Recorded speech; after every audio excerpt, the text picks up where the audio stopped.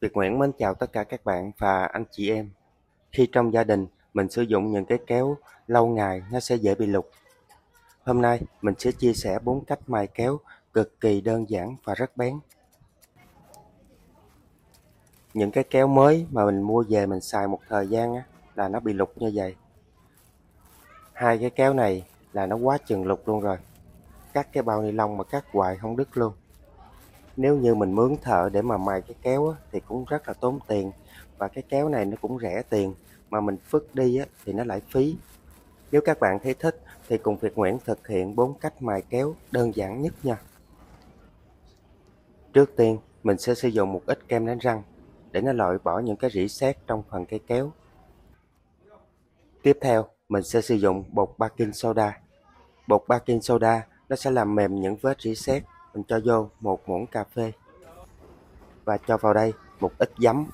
Nó sẽ tạo hiệu ứng hóa học và nó sẽ sôi lên như vậy. Giờ mình sẽ lấy cái hỗn hợp giấm và bột baking soda. Mình sẽ chà lên hết cái phần cây kéo. Cái hỗn hợp này nó sẽ loại bỏ những cái vết rỉ sét rất là nhanh, và nó cũng sẽ tạo cho cây kéo của mình trở nên sắc bén nhiều hơn.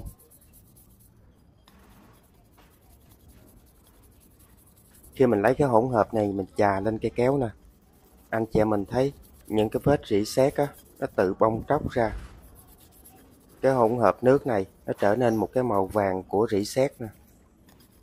Mình chà một chút xíu thôi là cái kéo của mình trở nên trắng sáng luôn á. Video hôm nay cách mài kéo Việt Nguyễn chia sẻ anh chị em mình có thể thực hiện một cách rất là dễ dàng. Nhất là chị em phụ nữ cũng không cần đến ông xã làm đâu, tự mình làm cũng được hết. Khi những cái vật dụng trong bếp mình sử dụng nó tốt thì mình làm cái món ăn nó sẽ nhanh gọn và đẹp hơn. Mình chà cái hỗn hợp bột baking soda và giấm lên cây kéo. Mình sẽ để cây kéo nó nghỉ khoảng 5 phút để những cái vết dơ nó sẽ được đẩy ra bên ngoài. Hai cây kéo ở đây mình để nó nghỉ được 5 phút rồi. Giờ mình sẽ lấy cái miếng giấy mình chùi sạch hai cái cây kéo này. Mình sẽ sử dụng những cái vật dụng trong gia đình mà hàng ngày mình hay dùng để mình mài cây kéo. Nó khá là đơn giản nha. Mình sẽ không gặp bất cứ cái khó khăn nào. Và bây giờ là cách thứ nhất. Mình sẽ sử dụng một cái tờ giấy nhám. Cái tờ giấy nhám này anh chị mình sẽ mua cái hạt to. Mình sẽ lấy cây kéo nè, mình cắt nó vô, cắt sâu vô. Mình mài kéo bằng cái cách mà mình cắt cái tờ giấy nhám này nè. Nó sẽ rất là nhanh bén mà nó cũng vô cùng là hiệu quả luôn. Lúc đầu mình mới cắt thì anh chị em mình cắt một miếng thôi. Lý do là cái kéo mình nó còn lục mình cắt cái tờ chiết thôi. Mình cắt một đoạn sâu dài như thế này nè, thì mình sẽ gấp lại cái tờ giấy nhám. Đến cái thời điểm này thì cái kéo mình nó cũng đã bén hơn một chút rồi. Mình cắt cái tờ giấy nhám dày như vậy thì nó có cái độ sắc hơn, mình cắt nó cũng sẽ dễ hơn. Mình cứ lấy cây kéo mình cắt từng cái miếng giấy nhám này, cắt ra vụn vụn luôn. Mình càng cắt nhiều thì nó lại càng bén nhiều. Và bây giờ đến cách thứ hai. Cái cách thứ hai này thì mình sẽ sử dụng một miếng cước nhôm. Có nơi thì gọi là cái miếng cước thép.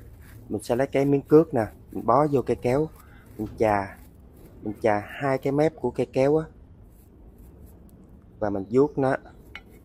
Mình sẽ lấy cái miếng cước nhôm mình chà ngay cái mép cây kéo như vậy. Mình chà như vậy để nó tạo cái độ sắc bén cho cây kéo nha. Cái miếng cước nhôm này thường khi mình sử dụng lâu ngày thì nó hư rồi mình bỏ đi. Mình đừng có vứt đi, mình để lại mình sử dụng mình mài kéo mài dao nè. Giờ mình sẽ lấy cái kéo mình cắt vụn cái miếng cước nhôm này ra luôn. Khi mình càng cắt nhiều vào trong cái miếng cước nhôm thì cái kéo của mình nó lại càng bén nhiều hơn. Việt Nguyễn sẽ chia sẻ nhiều cách mài kéo như vậy để khi ở trong gia đình mình, khi mình có những cái vật dụng nào thì mình sẽ sử dụng cái vật dụng đó để mà mình mài kéo nó sẽ thuận tiện hơn. Mình cắt cái miếng cước nhôm này ra, nó có độ ma sát, cái nó tự động mài cái kéo của mình bén luôn à. Mình cứ lấy những cái miếng cước cũ mình cắt mình đừng có sử dụng cước mới thì nó phí đi. Và bây giờ là đến cách thứ ba. Cách thứ ba mình sẽ sử dụng một cây kim. Khi mình mài kéo bằng cây kim, anh chị em mình đừng để cái vị trí như vậy nha. Mình để vị trí như vậy, cây kéo của mình nó sẽ dễ lục lắm. Và bây giờ mình sẽ đặt cái vị trí cây kim như thế này. Mình để cây kim xéo qua như vậy. Và mình sẽ cắt nhẹ cây kéo xuống, để cây kim nó lăn dài trên cái lưỡi của cây kéo. Mài kéo bằng cây kim nghe có vẻ lạ lắm, nhưng mà cây kim nó sẽ giúp cho cây kéo của mình được trở nên sắc bén nhiều hơn. Mình có thể dùng cây kim may tay, hoặc là nếu như không có cây kim may tay thì mình sẽ sử dụng cái cây kim tay á, kim băng á. Mình bẻ thẳng cái cây kim băng ra, rồi mình cũng mài y như là cây kim may tay như vậy. Mình sẽ mài cây kéo và cắt cây kim như vậy nè, khoảng 20 lần là cây kéo của mình nó sẽ trở nên sắc bén. Chuyến này là Việt Nguyễn cho mấy anh là thất nghiệp luôn. Cái này là mấy chị tự làm được hết, không phiền tới mấy anh đâu. Và bây giờ là đến cách thứ tư. Cách thứ tư, mình sẽ sử dụng một cái tờ giấy bạc. Cái tờ giấy bạc này á, thì đa phần là Việt Nguyễn thấy nhà nào cũng có.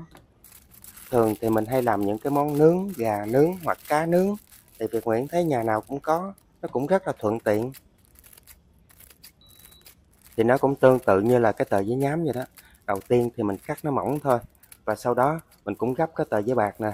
Gấp đôi, gấp 3, gấp 4 lại và mình sẽ cắt. Mình càng cắt cái tờ giấy bạc nhiều thì nó càng bén hơn.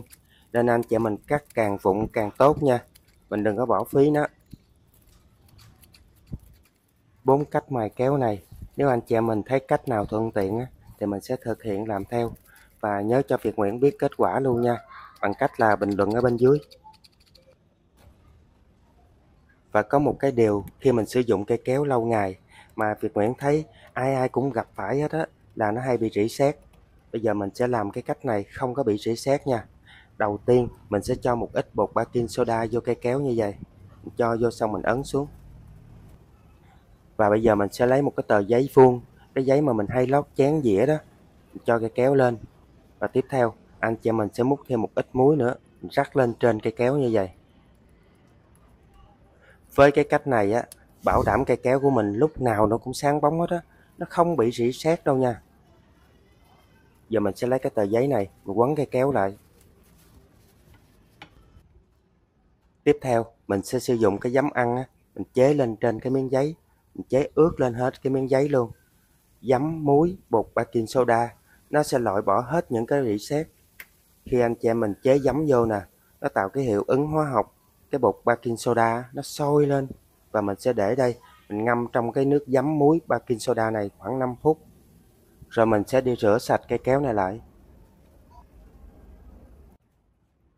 Hai cây kéo ở đây, mình ngâm ở trong nước muối giấm bột baking soda được 5 phút rồi.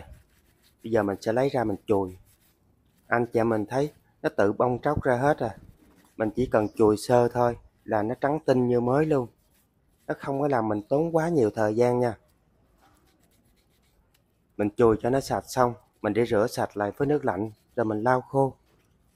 Và như vậy á, mình để cây kéo bên ngoài nó cũng không có bị rỉ sét. Lý do là nó không còn cái miếng sét nào nữa, thì lấy đâu ra mà nó rỉ sét nữa. Hai cây kéo ở đây, Việt Nguyễn cũng mài xong rồi. Bây giờ mình sẽ cắt để anh chị em mình xem nha. Bây giờ cắt tới đâu là nó ngót tới đó hết. Bén ghê chưa? Cái nào cũng bén. Hồi lúc đầu mình cắt bằng cái bao ni lông này nè, nó cũng đâu có đứt đâu. Giờ đứt hết rồi.